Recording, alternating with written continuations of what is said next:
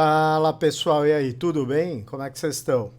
Então, hoje, atendendo a alguns pedidos e a algumas observações, nós vamos tentar fazer o link, né, entre, entre o período que nós já estudamos e já falamos, né, do populismo democrático e a reabertura política de 1985. A ideia é, num próximo vídeo, a gente cobrir de 85 até por volta da eleição de 2018, tá bom? Então, a gente vai tratar de fazer nesta videoaula o, abordar o período de 1964 até 1985. Como vocês lembram, como eu gosto de fazer, durante a minha explicação eu vou apontando, né, eventualmente livros, filmes, né, que facilitam você entender o ambiente daquele momento, tá? Então vamos lá.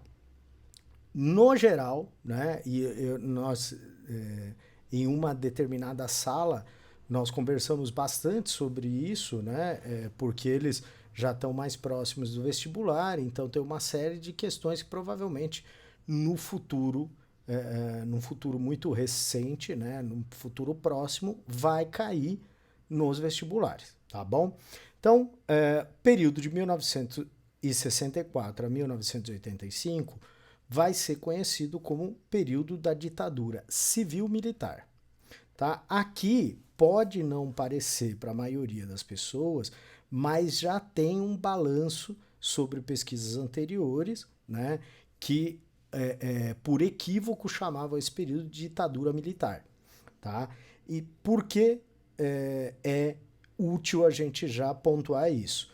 Porque conforme as pesquisas avançaram, você percebeu que existiu um grupo importante de pessoas, então um grupo numericamente importante e um grupo que se aglutinou em torno de lideranças militares para apoiar o tipo de governo que se estendeu de 1964 a 1985. Então, hoje é muito mais frequente você ouvir falar em ditadura civil-militar. Tá? Outra coisa, né, duas informações importantes têm que fazer parte desse nosso, dessas nossas ponderações. Quais são?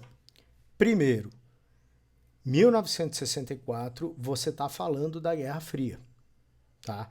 Então, você está considerando um período em que o mundo estava dividido em dois blocos, o bloco capitalista e o bloco socialista, e você tinha a compreensão de que, peraí, de que o alinhamento acabaria dando ênfase a uma ideologia ou a outra ideologia, certo? A ideologia capitalista ou a ideologia socialista, né? Então, ou se você quiser, como eu já em alguns momentos eu já pontuei isso, você pode falar de liberalismo e socialismo, né? Lembre, nós temos videoaulas sobre isso, se você voltar lá, vai haver alguns comentários sobre isso, tá bom? Então, a Guerra Fria, tendo este caráter de oposição essas duas leituras de mundo, entre esses dois sistemas que organizam economias e sociedades, né?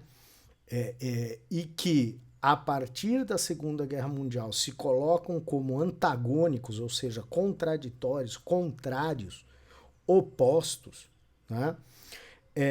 Você vai ter as políticas nacionais sendo enquadradas em um ou em outro desses blocos. E é aqui que nos interessa muito, essa reflexão nos interessa muito. Por quê? segunda consideração, segunda ponderação. Se você considerar o que aconteceu, que tipo de política marcou o Brasil, né, de 1946 até 64, você vai lembrar, temos videoaula sobre isso também, do populismo democrático, tá? Que, como eu já disse, começa em 1946 com largas, uma gama, uma variedade de medidas que os líderes populistas poderiam tomar sem trazer grandes problemas para esses chefes políticos. Ou, né, no caso, a gente pode pensar nos presidentes. Tá? O que acontece é que quanto mais avança o período, né, ou seja, quanto mais o tempo passa, de 46 a 64, o número de medidas que atendia a grandes grupos da população começam a cair, a diminuir. Essas medidas ou foram tomadas ou foram descartadas de acordo com as condições do momento, de tal forma que você tem uma diminuição do espectro, uma diminuição da capacidade de manobra para esses líderes políticos. O que acontece é que com a eleição do Jânio Quadros, nós vamos ter elementos conservadores e de direita identificados com a eleição deste nome, desta referência política, e vão depositar nesta vitória planos de afastar o Brasil das medidas que os populistas tinham tomado e que, na leitura desses conservadores, os aproximariam, né, da União Soviética. Então isso é importante. Por quê? Porque quando o Jânio renuncia, os grupos que deram apoio, eles já estavam impressionados negativamente por algumas atitudes que o Jânio tinha tido, que para eles não fazia o menor sentido. Né? Então, o Jânio, que deveria colocar claramente o Brasil nos eixos do bloco norte-americano, tinha, por exemplo, condecorado Che Guevara.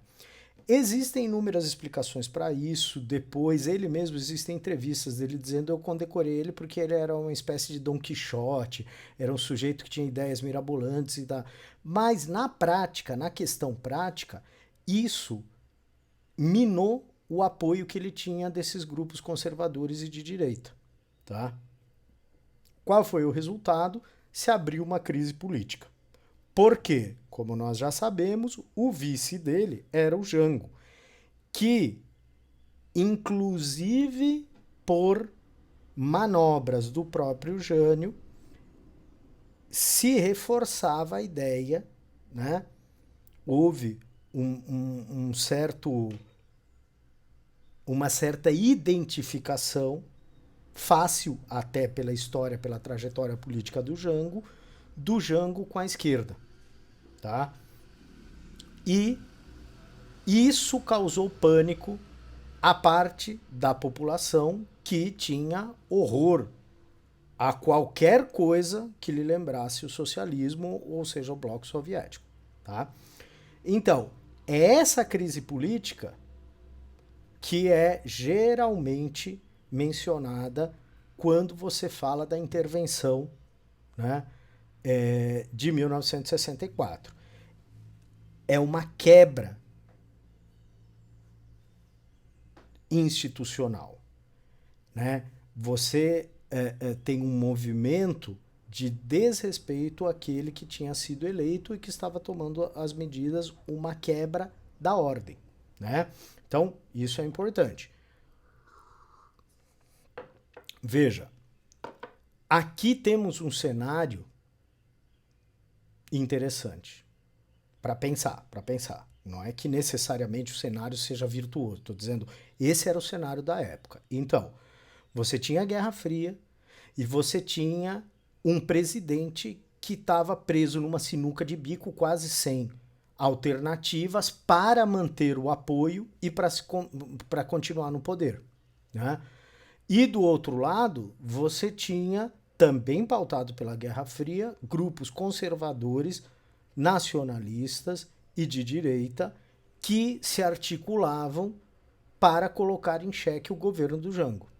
De fato, isso ocorreu em 1964, considerando a crise política que você tinha. E, falando simploriamente, o que desencadeou a articulação e as forças desse grupo que queriam derrubar o Jango foi o encaminhamento, né, a promessa, o encaminhamento da reforma agrária, que no caso brasileiro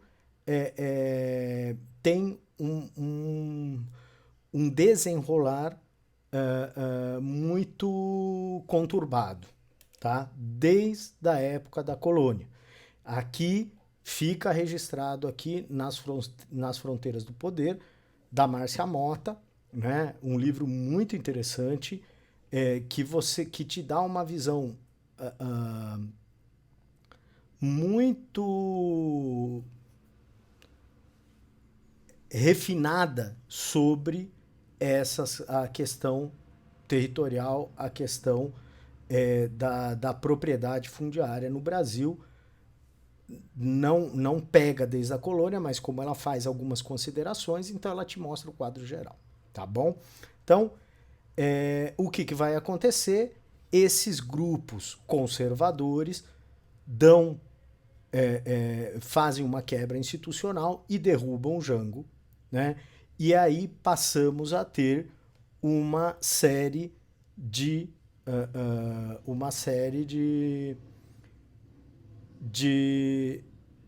nomes ligados aos militares e a esses grupos civis conservadores, tá bom? Muito bem. Então, você tem uma manobra, nós já conhecemos isso, do período da renúncia do Jânio até até o retorno ao presidencialismo, nós vamos ter um período parlamentarista em que o primeiro-ministro é que assumiria, né, o comando, a articulação, o gerenciamento das medidas e das leis que deveriam ser tomadas, né? Obviamente, como eu já disse isso em outro vídeo, as coisas foram feitas às pressas porque foi uma articulação que tentava impedir o golpe, né? E tentava ganhar tempo contra essas articulações que queriam derrubar o Jango e, ao mesmo tempo, impedir que o Jango assumisse com plenos poderes para não criar, não degenerar a situação de tal forma que esses grupos conservadores, de fato, seguissem adiante com o plano de derrubar o Jango. Certo? Então, este é o cenário geral, tá? Então, você tem uma crise política, né? Quebra a resposta que foi dada em 64 quebra a questão constitucional, né? O mandato presidencial coloca em xeque a Constituição e as instituições, como a da presidência, que hoje em dia muitas vezes você vê menção a isso, né? Para todo o período de 64 para frente, eu recomendo que vocês assistam um documentário chamado Dia que Durou 21 Anos, que apresenta elementos de várias pessoas que estiveram envolvidas nesses eventos, tá? Então, eu acho interessante que vocês vejam, tá? E desenvolvendo uma linha de estudos sobre o período de 64 a 85, é muito comum a gente encontrar referências a dois grupos ideológicos dentro das Forças Armadas Brasileiras. Então, nós vamos ter dois grupos, né, que vão marcar esse momento histórico brasileiro. Segundo algumas menções de coisas que eu tenho lido nos últimos 5 anos, já se identificou que não eram só esses os grupos que existiam diversos outros grupos dentro. Mas os dois grupos principais que tinham condições de liderar o exército neste momento são estes dois que eu vou mencionar agora, que tinham projetos políticos e estratégicos diferentes para governar o país, tá? Então nós vamos ter, no geral, hoje em dia, são chamados de radicais. Antigamente eram conhecidos como linhas duras ou tropeiros. E do outro lado, um grupo mais moderado, também chamado de castelista ou Sorbonne, tá? Porque eram ligados à Escola Superior de Guerra e, portanto, tinham algumas dessas figuras eram consideradas pessoas extremamente inteligentes, tá? O Castelo Branco, um deles, inclusive. De toda forma, vamos trabalhar com essa divisão, tá? Então, de um lado, os linhas duras ou radicais, e do outro, os moderados ou castelistas. Vamos utilizar essa nomenclatura para a gente poder entender de que grupo estamos falando em determinados períodos. Então, quem é, né, que vai... Quais são as características gerais daquele modelo político, estratégico, necessário para conduzir o país? No caso da linha dura, ela vai insistir, ela vai acreditar numa noção, numa leitura da realidade que, considerando a divisão do mundo em, né, bloco capitalista e bloco socialista, o Brasil correria perigo de se bandear para o lado dos socialistas, certo? Então, nesse caso, o cerne, a espinha dorsal que os motivava era a teoria da segurança nacional. Então, o Brasil estaria ameaçado por governos que conspiravam para alinhar o Brasil com a União Soviética, né?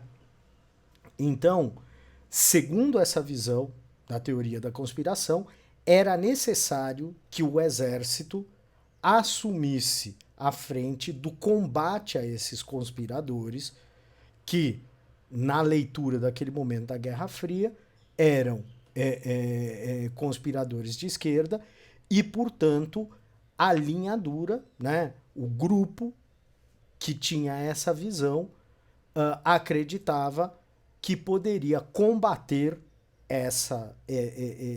esse grupo de esquerda, né, essas pessoas, esses agrupamentos que tinham interesses nessa conspiração e, portanto, tinha que eliminá-los para garantir que o Brasil não se perdesse nas sendas, né, do socialismo, tá bom? E o outro grupo, o grupo moderado.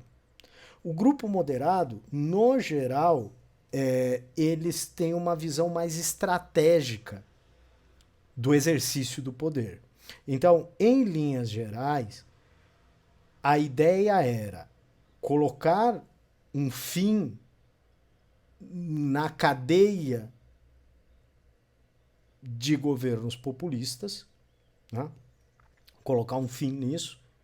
E, ao assumir o poder, neste momento de intervenção, você colocar militares em cargos chaves, em cargos estratégicos do governo, que impediriam qualquer conspiração, qualquer tramóia, que qualquer tentativa de golpe de esquerda fosse rapidamente detectada e você enviasse a força necessária para debelar esse plano, tá? Então, a ideia era afastar pessoas ligadas, né, à prática populista. Então, você limpar o governo dessas pessoas caracteristicamente, historicamente engajadas no populismo democrático brasileiro.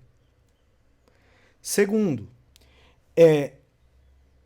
garantir que em determinados postos chaves fundamentais para o governo fossem colocadas pessoas pessoas de confiança do grupo moderado, tá? Então era limpar subversivos, né? E a partir daí você devolver o poder aos civis, porque dentro dessa visão a quebra e a eliminação de elementos ligados ao populismo democrático faria com que os outros grupos, os grupos conservadores, pudessem ocupar essa cena política com tranquilidade, tendo em vista que já se fez a limpeza das estruturas, tá? Então, é nesse sentido que o governo, né, o governo civil-militar, encabeçado por militares, mas com uma base de apoio e, ordenanças e assessores civis, mantiveram esse pacto, né, de reestruturar o governo de 1964 até 1985. Tá? Então, começam a ser decretados os chamados atos institucionais. O que são os atos institucionais? São medidas que partiam, do executivo para regular a sociedade, né?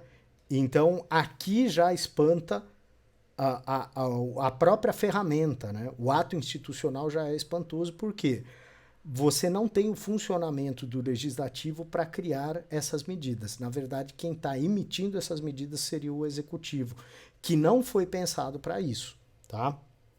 Então, isso recebe uma série de reprimendas, de censuras, mesmo na época, porque estava se entendendo, e é por isso que aquele documentário, O Dia que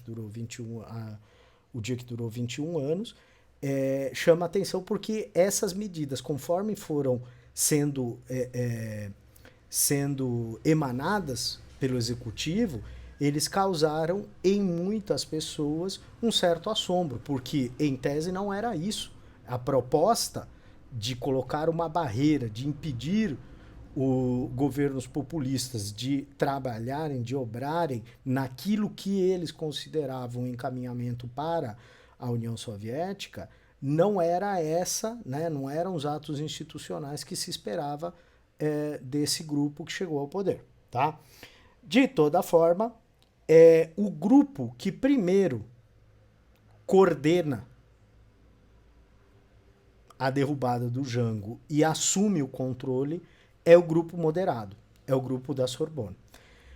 Por isso, Lembrando Sorbonne, porque eles estão ligados à Escola Superior de Guerra, então a menção à Sorbonne muitas vezes é feita como menção a pessoas mais racionais, mais inteligentes, que tem uma capacidade de intelectual maior. Tá? Não é que esses sujeitos tinham qualquer ligação com a universidade francesa, tá bom? Então, esse grupo chegou ao poder, o grupo moderado, vai ser representado pelo Castelo Branco, tá? É um grupo moderado que gerenciou esta intervenção de tal maneira que não chocava a sociedade e que, em muitos sentidos, a sociedade continuou tocando sua vida cotidiana de uma maneira muito próxima à que vivia antes de 64. Tá? Inclusive, é útil mencionar que não só as pessoas continuavam vivendo, né, nesse período, especialmente de 64 a 67. Né? Nós vamos ver em breve por quê. Tá? Mas, na verdade, eu poderia dizer 68. 68, no geral, é entendido como um ano marco que alguns chamavam golpe dentro do golpe. Por quê? Porque aí a face da linha dura, a face dos radicais, começa a se fazer mais presente. Mas vamos com calma. Castelo Branco. A vida continuou, no geral, segundo muitas análises, ele conseguiu coordenar essa intervenção com uma certa maestria, de tal forma que, no geral, as pessoas continuaram levando o seu cotidiano, o seu dia a dia, de uma maneira muito próxima ao que viviam antes. Inclusive com manifestações. Então, este período de 64 e 67 vai ser marcado por manifestações, por algumas manifestações e por alguns protestos. Manifestações de estudantes, de operários e de pessoas que estavam descontentes com a intervenção. Tá? E por protestos que, no geral, buscavam denunciar a situação que o país vivia. Tá? Isso era alimentar a linha dura, certo? Então, primeiro, o governo, nesse período, reprimiu essas manifestações, teve uma conduta de perseguição a estudantes e operários, né? Mas ainda não tinha chegado ao tipo de procedimento que vai ser caracterizado em 68. Tá? Então, essas manifestações, esse aumento de protestos, né, depois de 64, vai fazer com que a linha dura fique cada vez mais preocupada com o encaminhamento que estava sendo dado ao país. Tá? Então, a Constituição que vai ser aprovada, uma nova Constituição, era absolutamente necessário, porque a Constituição passada era, de certa forma, democrática demais e, portanto, se chocava com uma intervenção como a de 64. Então, em 67, você tem uma nova Constituição que traz elementos da teoria de segurança nacional, permitindo a ação contra os subversivos. Né? Então, você fica numa situação, a Constituição como um todo, ela apresenta uma situação que era a seguinte: nós precisamos perder direitos para não perder direitos. Então, era algo, obviamente, contraditório e que alguns ficaram muito preocupados com essa ideia de você perder liberdades e direitos civis para conseguir manter outro número de liberdades e direitos civis intocados, que era o que se considerava o correto naquele momento, certo? Mas podemos dizer o seguinte: a pedra angular deste momento, da situação do mundo, considerando o Brasil mergulhado na Guerra Fria, era a Lei de Segurança Nacional. Né? A ideia, a teoria da segurança nacional, e que valeria qualquer sacrifício para você garantir a segurança do Brasil. Tá? Certo? Aí o que vai acontecer? Nós vamos ter a chegada ao poder em 67 do Costa e Silva, né, que sofre um derrame, né, e abre caminho para a linha dura chegar, para que o sucessor direto dele, que era ligado à linha dura, né, o Médici, chegasse ao poder. Tá? Então, 68 vai marcar, digamos, uma virada, né, nessa balança, né, entre linhas radicais e moderados. Os moderados perdem espaço. Eles têm os nomes deles fragilizados em nome, né? Alguns já dizem que o Costa e Silva era próximo, né, dos militares linha dura, né? E o nome que vai assumir, este sim, era do grupo da linha dura, do grupo radical, que é o Médici, tá? Então, nós vamos ter manifestações públicas, né, já nesse meio tempo, que faz com que a linha dura fique cada vez mais receosa dessas manifestações. Qual é o resultado disso? Passam, né, passam a exercer uma repressão maior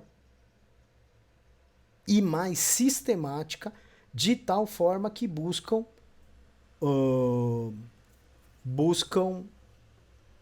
desarticular esse possível grupo subversivo que tinha a teoria de alinhar o Brasil à União Soviética.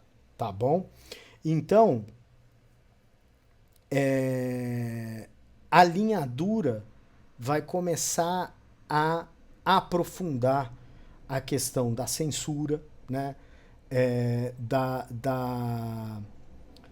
Da perseguição a esses possíveis subversivos, vai aprofundar a questão da repressão a determinados grupos que podiam se exaltar como estudantes e operários, né?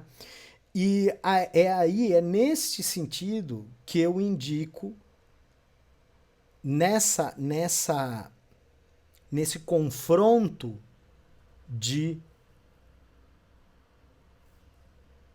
estratégias da linha dura contra os moderados, eu indico também um documentário que talvez, não tenho certeza, mas talvez algumas pessoas vão estranhar esse documentário aqui. Vai dizer, não, mas você está falando de cultura. Agora você está dando uma aula de política e agora o que você falou é de cultura. Porque, na realidade, a cultura estava imersa nesse caldo que nós estamos estudando. Então, eu recomendo vividamente que vocês assistam o documentário Ninguém Sabe o Duro que Eu Dei, que vai falar do Simonal.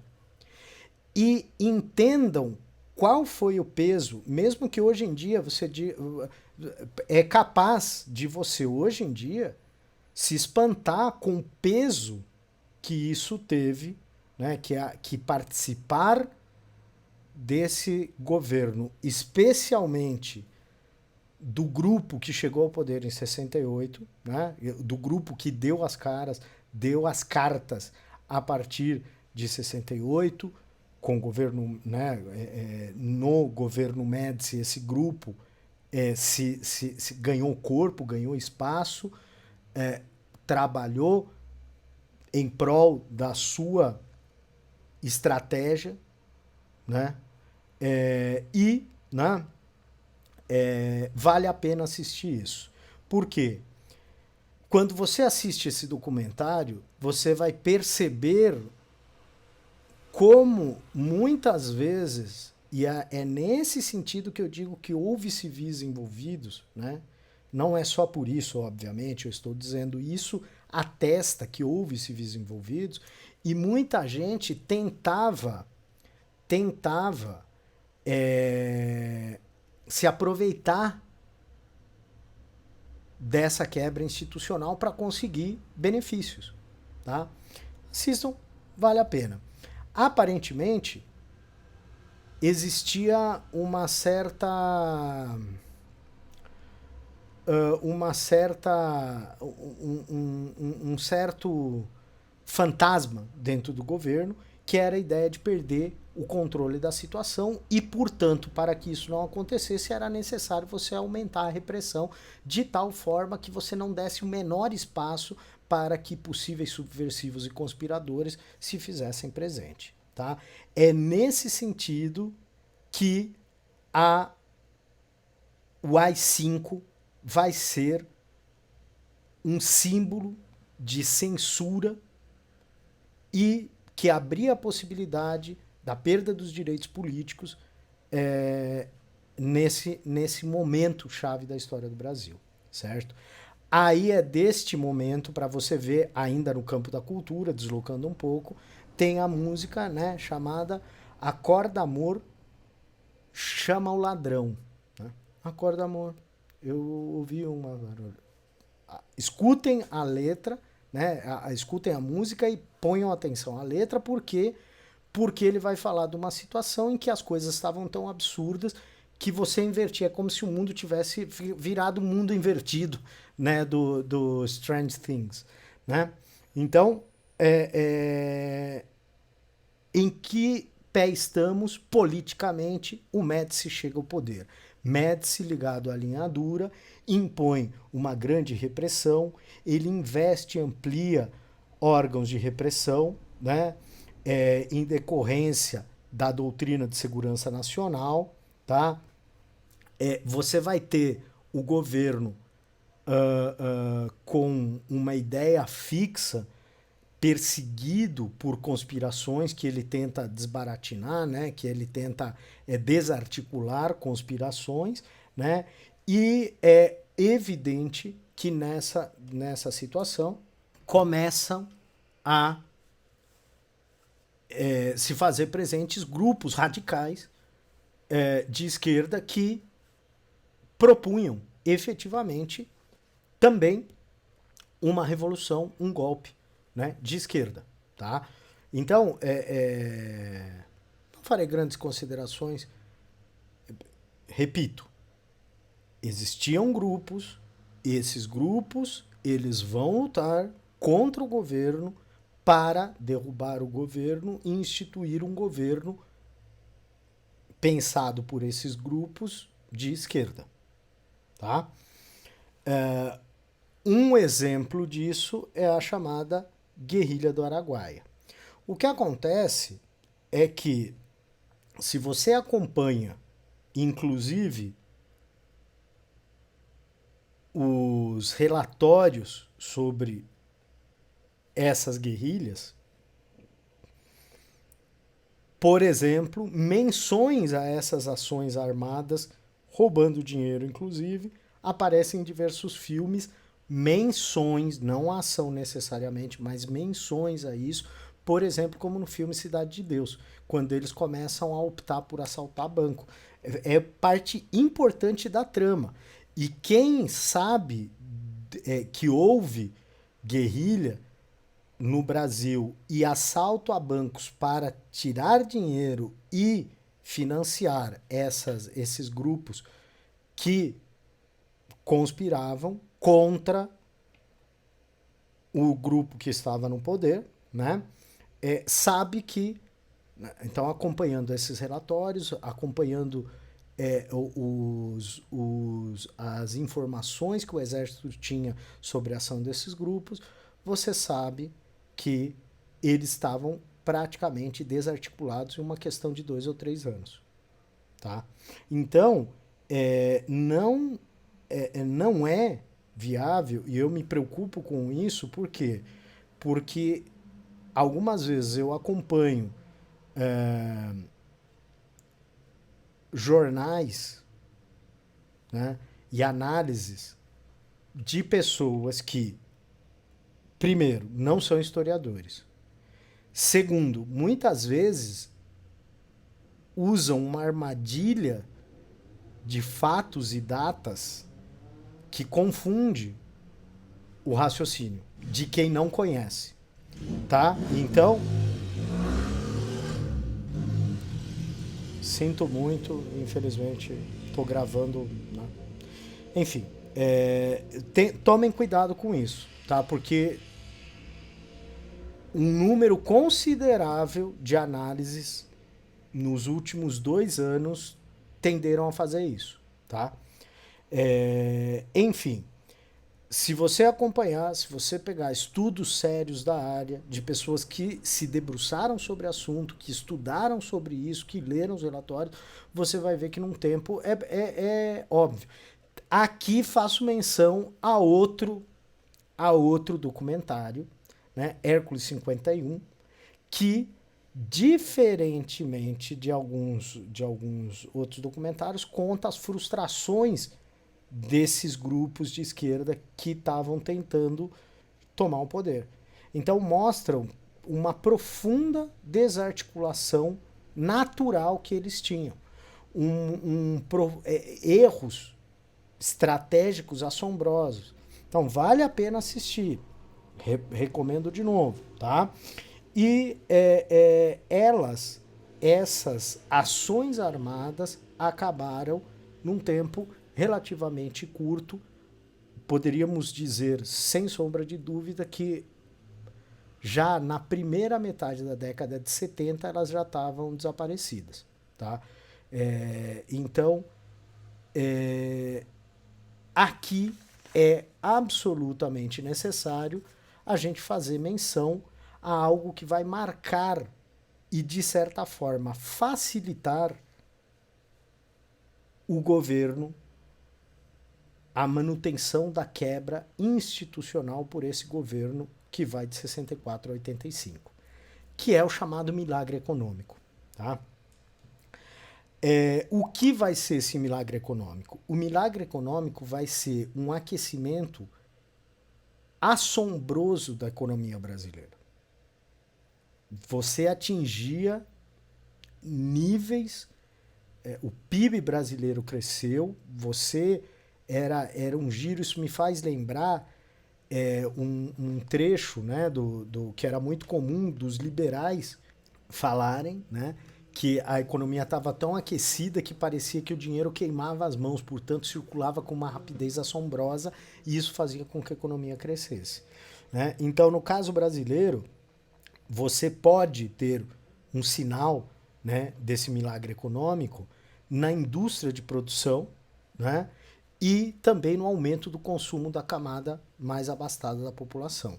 Então, isso dava a impressão de que o Brasil entrou finalmente nos eixos e você teria um aquecimento econômico eterno. Essa era o ideal que era vendido.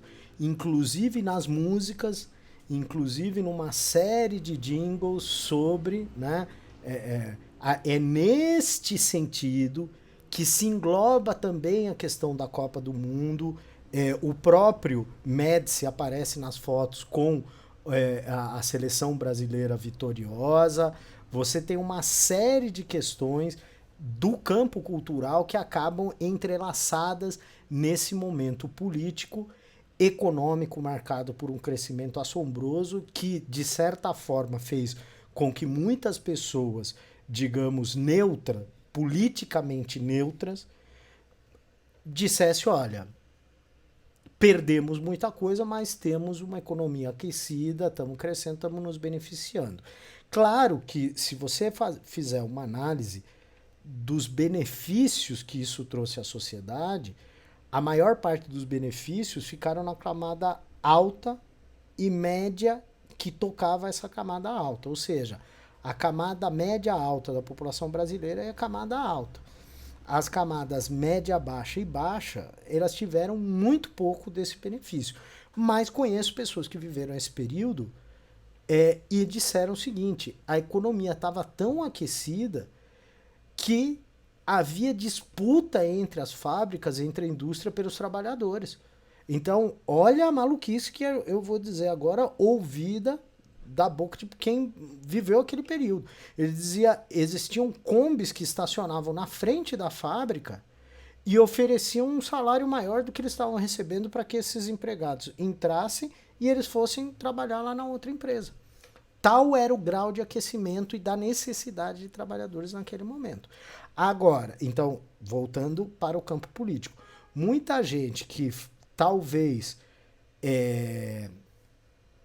estivesse mais insatisfeita com a situação, aceitava a situação por conta dessa explosão sem igual que marcou a economia brasileira e por isso ficou conhecida como milagre brasileiro.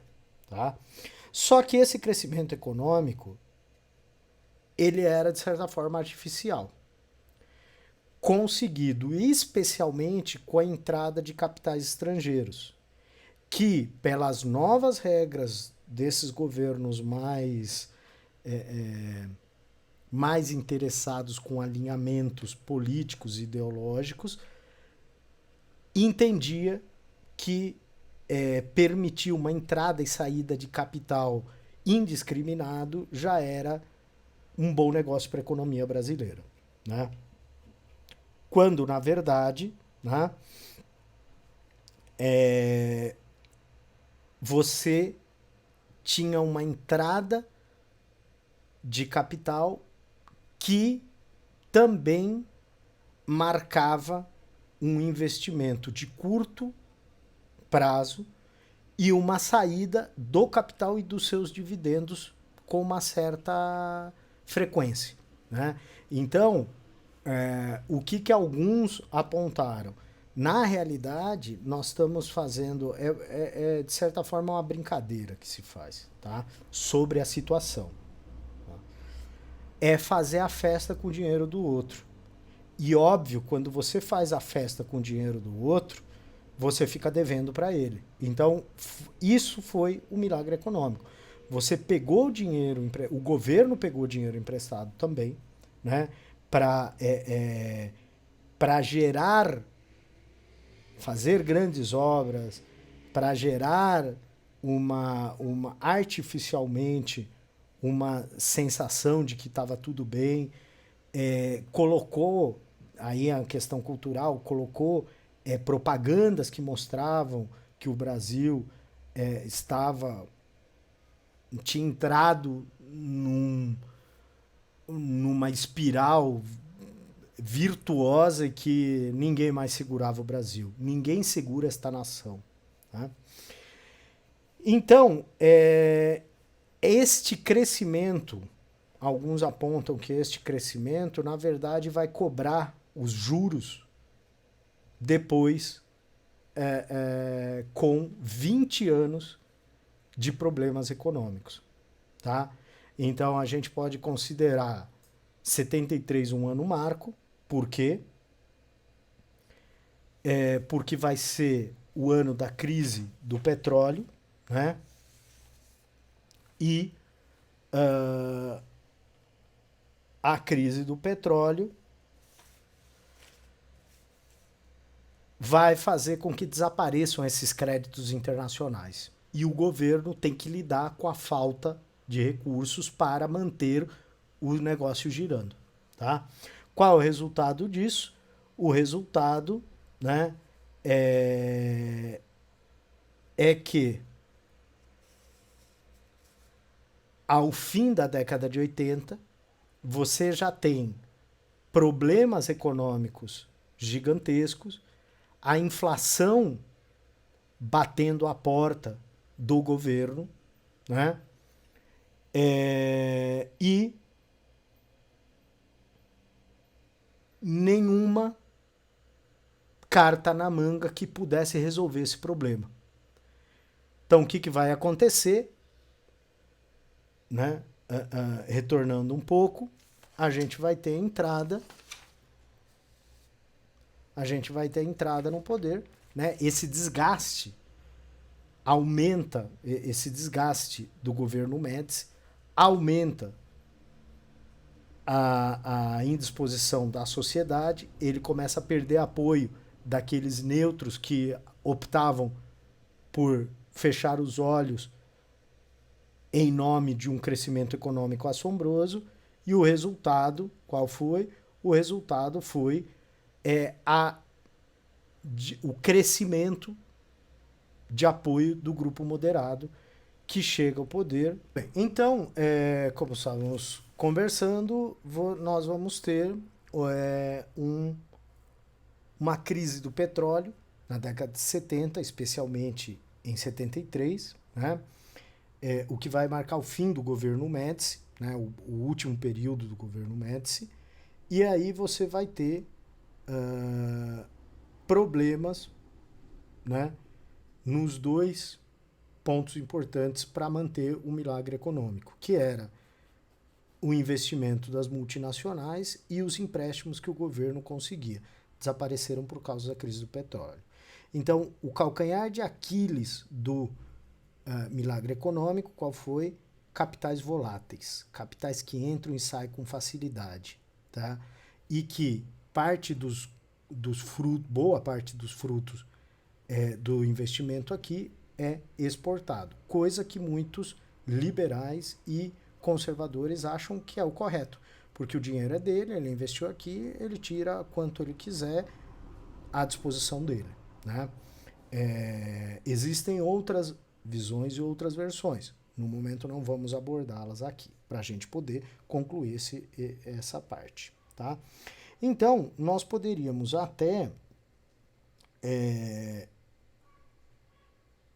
fazer uma menção da indústria cultural brasileira neste momento e de dois gêneros que marcaram este momento, que vai ser a Jovem Guarda, né, e a MPB, certo? Como eu tinha falado, né, a Corda Amor, né, lá atrás, você vai ter um grupo de letristas, de músicos, de escritores que se envolvem na denúncia sobre a falta de liberdades, né, dentro deste regime, né, dentro desse governo que nós vivemos, tá? Então, buscam denunciar, acabam sendo alvos, e em alguns casos buscam denunciar o fato de serem alvos, né, dessa perseguição e censura. Então, nós vamos ter censura a jornais, rádios e televisão, né, a ponto de ter um censor ligado ao governo dentro de cada uma dessas redações dos jornais e das canais de televisão. Vocês não pegaram. Até foi, de vez em quando tinha até piada sobre isso, mas eu sou da época ainda que aparecia, quando você ia ver um filme no cinema, aparecia a ficha de censura, que no período democrático foi substituída pela classificação.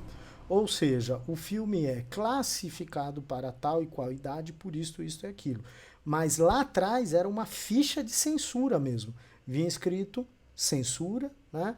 E estava descrito tudo aquilo que as informações principais do filme, no nome do filme e assim por diante, né? Então, você vai ter um lado ufanista, né? Então, questão da Copa do Mundo, economia crescendo, apelo ao nacionalismo, slogans como ninguém segura esse país, o Brasil é o país do futuro, né? Aquela ideia de que essa espiral de crescimento nunca vai descer, né? Nunca vai terminar. E aí um outro que é Brasil, ame-o ou deixe-o. E obviamente, como é característico da cultura, você vai ter também uma resposta do outro lado. E no caso deste último, Brasil, ame-o ou deixe-o, com o tempo, o que era no começo restrito a grupos de oposição, acabou virando uma expressão super usual que acabou fazendo parte até de novelas, de menção em novelas brasileiras, que era o que? O Último a Sair, por favor, apague a luz. Né? Que era uma maneira de você de você brigar com esses slogans que buscavam mostrar só o lado positivo das coisas. Tá? Então fica marcado uma certa disputa, uma certa segregação entre um grupo mais engajado e um grupo menos engajado. É útil para você escapar dessa visão dicotômica, dessa visão tão fechada, você lê um trecho do livro Noites Tropicais ou Entrevistas do Caetano, que vai dizer o quê? O Roberto Carlos foi até lá e cantou a música Debaixo dos Caracóis dos Seus Cabelos, que foi feita em homenagem ao exílio do Caetano Veloso. Tá? E ele diz que e ele começou a chorar, ele conta essa história num documentário, né, numa entrevista que fizeram com ele, e ele conta que realmente começou a chorar porque a música o emocionou muito, falando de alguém que estava morrendo de saudades do seu país e que estava impedido de voltar. Tá? Ele tinha cabelos longos, com madeixas, então a música foi feita para eles. Muito importante. Voltando para a questão política, e com isso já engrenamos no fim da aula, tá? Finalmente, né? Mas então, o que nós vamos ter? O Geisel vai fazer parte do grupo dos moderados, né? Ou seja, muita gente alinha o Geisel ao Castelo Branco. Não a pessoa, mas as ideias, a estratégia de governo, tá? E, de fato, o Geisel ele vai ter como plano de governo sair devolver o poder aos civis. Só que, obviamente, pensando, digamos, friamente no assunto, você sabe, né, você consegue imaginar, colocando-se naquela situação, de que você não podia pegar e deixar o poder na mão dos civis no dia seguinte. Por quê? Caso você fizesse isso, era capaz de todos que se envolveram direto ou indiretamente com a intervenção de 64 acabar sendo perseguidos, presos e respondendo por aquilo que tinham feito nesse momento. Então, o que ele propôs, de certa forma, atraindo até o apoio de grupos conservadores, mas não necessariamente partícipes deste regime, né? Civil-militar. Criar condições de forma lenta e segura para a abertura política. Então, ele sinaliza isso. Em muitos trabalhos aparece uma certa dicotomia, que é a ideia de que você permite e demonstra planos, projetos, medidas que davam a entender dessa abertura, mas ao mesmo tempo mantém uma certa rédea curta, porque para a coisa não degringolar, não degenerar para uma possível caça às bruxas. Tá? Então, o projeto político vai ser desenvolver, devolver, né, o governo aos civis novamente, afastar-se, como era a ideia do grupo castelista, inclusive na época com discussões que diziam arranha muito um governo caracterizado por militares em seus quadros, fruto de uma intervenção, arranha muito a imagem dos militares após o período em que eles estão no governo. Aqui, para quem é meu aluno, menções, sabe que eu faço menções de determinados jornalistas que apontam exatamente isso.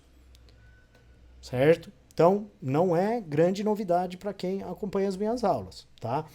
Aí, obviamente, a linha dura começa começa a, a trabalhar para para impedir a caça às bruxas. E, se possível, também impedir o projeto do Geisel. O Geisel sofreu com disputas internas, tentando sabotar esse plano. Né? Existem entrevistas muito interessantes, se puderem acompanhar, Newton Santos, né? Que trata exatamente, digamos, ele é uma personalidade, claramente, ele não tinha, inclusive, com certos desgostos e desentendimentos em relação ao exército. Tá? Então, os moderados acabavam sinalizando a redemocratização com ênfase para um possível liberalismo, né? A economia já tinha esgotado o milagre brasileiro, estava em recessão e não havia grandes movimentos a se fazerem para impedir uma degeneração do quadro econômico. Tá? Neste ponto, ocorre a morte por órgãos de repressão aqui em São Paulo do Herzog, né? E também tem outro nome, outra pessoa que morre, é isso que eu quero dizer, pelo amor de Deus. Né? É o nome de uma pessoa que morreu estando sob, né, estando detida pelas forças do Estado, o que é inconcebível. Né? Quer dizer, não era coerente alguém ser preso para investigação e aparecer morto. Isso não é coerente. Então, o que acontece? As mortes por órgãos de repressão que estavam, digamos, assanhados por conta da linha dura querer boicotar o plano de reabertura, força o Geisel a impor de maneira a disciplinar toda a hierarquia de comando medidas mais duras contra quem não obedecesse às orientações do governo federal. E a orientação do Geisel não era para isso acontecer. Certo? Então, você vai ter um reforço do plano de redemocratização, ou seja, o Geisel não recuou, ele mantém o seu projeto e busca trabalhar para impedir excesso, inclusive afastando determinados funcionários de suas funções. Tá?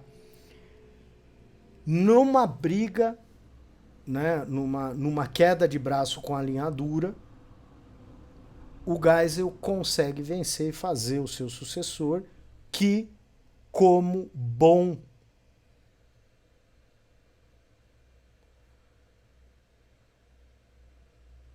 auxiliar do presidente, cumpre o papel que o Geisel tinha projetado para o Figueiredo. Tá? O João Batista Figueiredo vai assumir, é indicado, está alinhado com o Geisel, né? E, de fato, consolida a abertura democrática, permite, ao fim do seu governo, uma eleição que não será direta, apesar de um movimento ímpar que vocês podem procurar na internet. Vocês vão achar inúmeras reportagens sobre as diretas já. E é absolutamente, só quem viveu aquela época sabe, a Fafá de Belém cantou o hino nacional brasileiro E se fez uma frente ampla para apoiar com desafetos políticos, colocando de lado suas diferenças para apoiar o movimento que buscava devolver ao povo brasileiro o direito de votar no nome para presidente. Tá? Então, recomendo que vocês procurem o movimento Diretas Já. É impressionante isso. E o povo foi à rua, houve uma campanha, uma luta. Eu lembro do frênese das pessoas, da energia que corria, as pessoas se manifestando, dizendo nós queremos votar, né? E infelizmente, por muito pouco, a eleição foi indireta. E numa disputa que ficou também célebre, disputaram essa primeira presidência de maneira indireta Tancredo Neves com o sucessor que ficou famoso porque acabou assumindo a presidência, Sarney, ou seja, seria uma coalizão de centro-direita, né, contra um nome que ficou marcado pela ditadura, que foi o Paulo Maluf, que ficou alinhado, chegou a ser governador biônico, indicado pelo governo do regime, né, de 64 a 85, então ele ficou marcado por se alinhar com a Arena, né, a Aliança Renovadora Nacional, que dava sustentação para o governo de 64 a 85, depois se fragmentou, mas lançou o nome do Paulo Maluf e perdeu. Quem venceu? Tancredo Neves, que teve uma doença. Esse é um momento dramático que muita gente pensou que iria ser marcado por uma nova intervenção militar. Né? Tinha pessoas que mal dormiam nesse momento, a par da importância do momento histórico. Né? E de fato, o Tancredo Neves faleceu, o avô, né, do Aécio. O Tancredo Neves faleceu e o vice, José Sarney, assumiu a presidência com um gravíssimo problema de inflação. Tá bom? Espero ter ajudado aí. Paciência, café, né? E muito estudo. Desejo a todos muito boa sorte. Tá bom? Um abraço aí para vocês. Até mais.